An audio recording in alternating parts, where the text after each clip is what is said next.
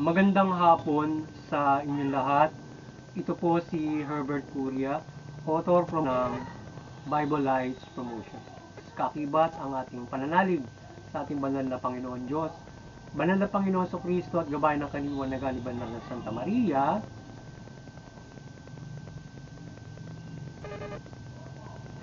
ay ating pong ibinabahagi sa inyo sa linggong ito, ang mensahe ng ating banal na Panginoon Diyos. Ang tema ng mensahe ng ating banal na Panginoon Diyos ay pakinggan ang Diyos, ang Panginoon Diyos mula pang Kristo at hindi ang diablo o kasamaan. Ngayon ay babasahin ko po sa inyo ang mga mensaheng ito mula po sa Bagong Tipan o Mabuting Balita na paghahari ng ating banal na Panginoon Diyos mula sa ating Panginoong Jesucristo. Po dito sa kay Apostol San Juan, Kabanata 8, talatang 42 hanggang 47. Ito po ang mensahe. Ani Jesus, kung talagang Diyos ang inyong Ama, ako'y inyo, sapagkat nagmula ako sa Diyos, hindi ako naparito sa ganang sarili ko lamang, kundi sinugo niya ako. Bakit din ninyo maunawaan ang sinasabi ko? Sapagkat hindi ninyo ang iniaral ko. Ang diablo ang inyong ama, at kung ano ang gusto niya, iyon ang inyong ginagawa. Siya'y mamamatay tao na sa simula pa, at kalaban ng katotohanan, at di matagpuan sa kanya ang katotohanan kahit kailan.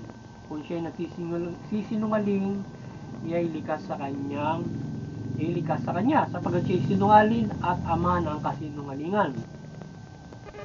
Ngunit ang sinasabi ko ay katotohanan, kaya hindi ninyo ako pinaniniwalaan. Ang mula sa Diyos ay nakikinig ng salita ng Diyos. Ngunit hindi kayo mula sa Diyos, kaya hindi ninyo pakinggan ang salita ng Diyos. Ipagpatuloy po natin kay Apostol San Mateo, Kabanata 24, talatang 11 hanggang 14. Ito po ang mensahe. Marami ang magpapanggap na propeta at ililigaw ang marami. Ang kasama ay lalaganap, anupat manlalamig ang pag-ibig ng marami. Ngunit ang mananatiling tapat hanggang wakas ay siyang maliligtas at ipangangalawa sa sanlibutan ang mabuting balita tungkol sa paghahari ng Diyos, upang ito'y makilala ng lahat ng bansa sa kadarating ang wakas.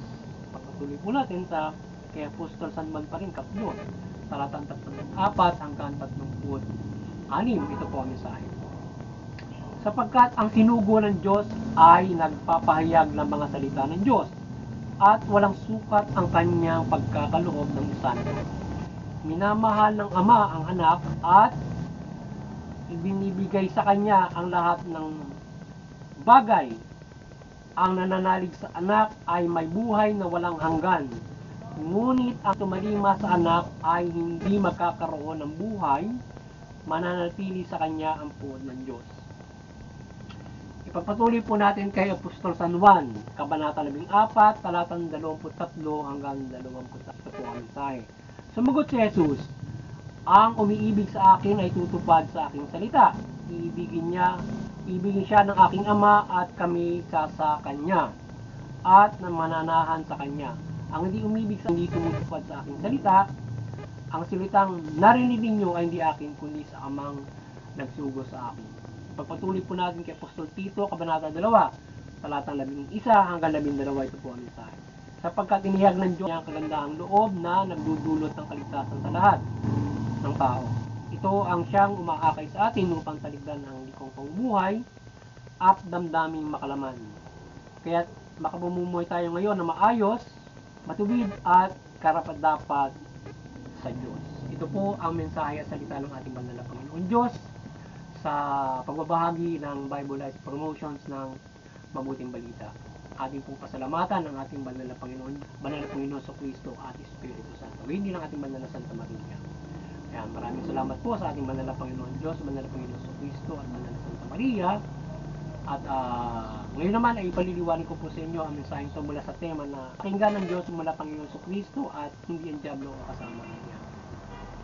Nais pong ipabatid sa atin ng ating banal na Panginoon Diyos sa ating lahat na siya lamang ang dapat nating pakinggan. So pakinggan natin siya at tayo ay sumakanya sa pamamagitan ng kanyang ang kanyang salita ay makapagliligtas sa atin sa mga kasalanan, at ito ay magdadala sa atin sa mabuting pamumuhay. Ito ay magbibigay sa atin ng kapayapaan at matuwid na pamumuhay at maliwanag na pamumuhay. So yan ang nais ng ating banal na Panginoon Diyos. At tayo ay makinig sa kanyang bugtong na anak. Sa kanyang inihayag mula sa bugtong na anak, siya yung ating pakinggan. Wala doon sa mabuting balita nga. At kung siya ay hindi natin papakinggan, tayo ay nasa ilalim ng dyablo, o dyablo ang inyong pinapakinggan, na kung saan ay yung gawain ng dyablo ay pumatay ng tao, gumawa ng kasamaan at magsinungaling. Kung ano yung sinasabi ng Panginoong Jesucristo, yun ang katotohanan. At kaya dapat ay yung katotohanan na sinasabi ng Panginoong Jesucristo o aral ng mabuting balita ang siya magliligtas sa atin at bigay sa atin ng matuwid na pamumuhay o mabuting pamumuhay na magdudulot ng kapayapaan at pamumuhay na may kaligtasang spiritual. At tayo ay na malaking pag-asa sa itinakda ng ating banal na Panginoon. So yan yung nais ng ating banal na Panginoon Diyos. Napakinggan natin siya mula sa bugtong na anak.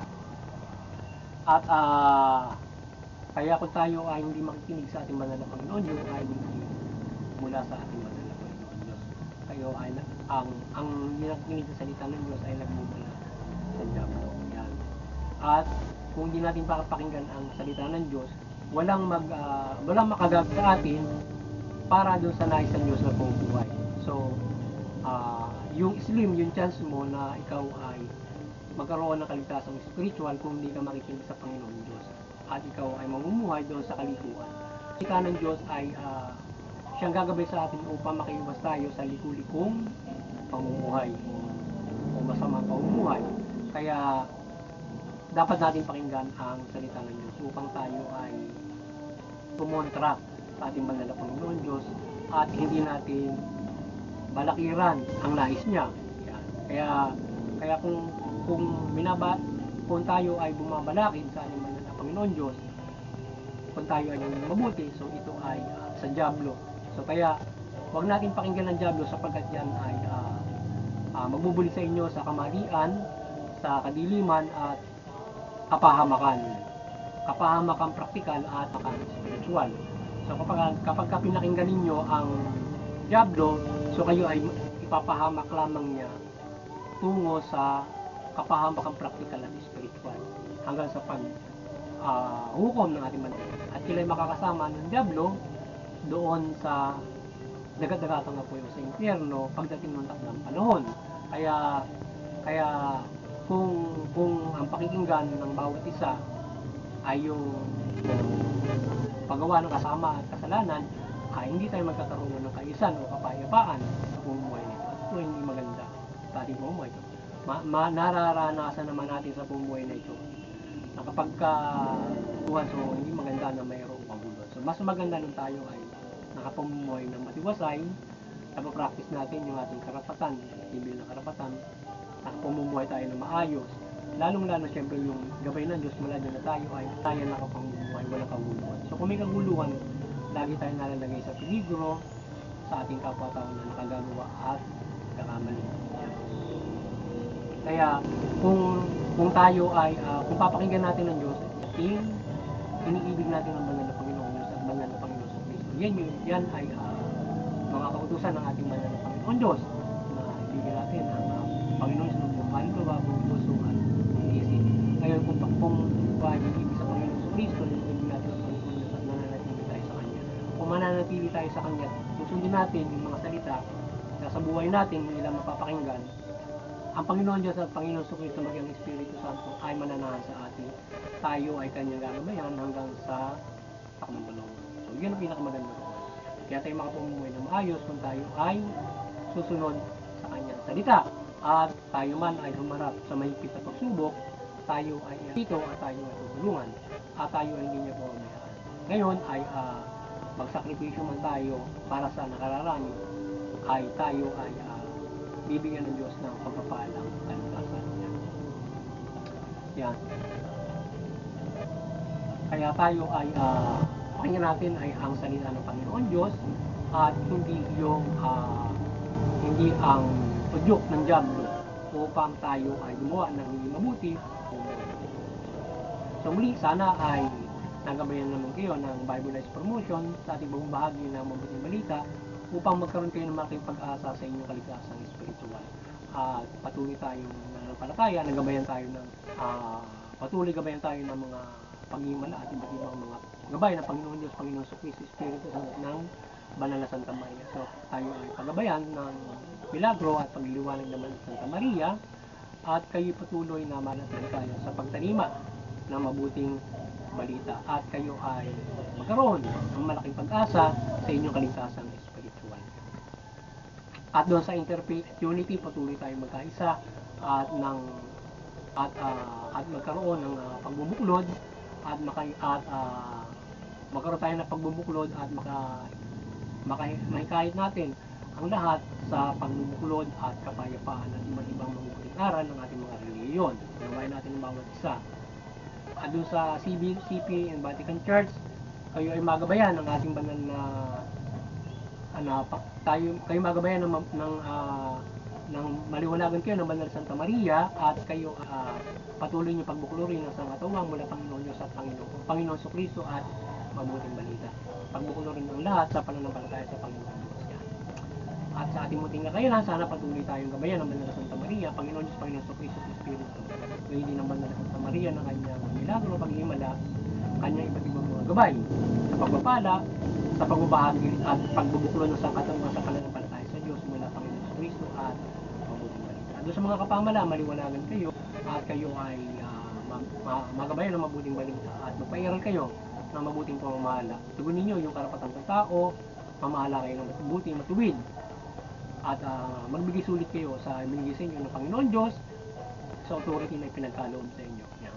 Mamahala kayo ng mabuti at matuwid. Magandang hapon sa inyong lahat at ganda.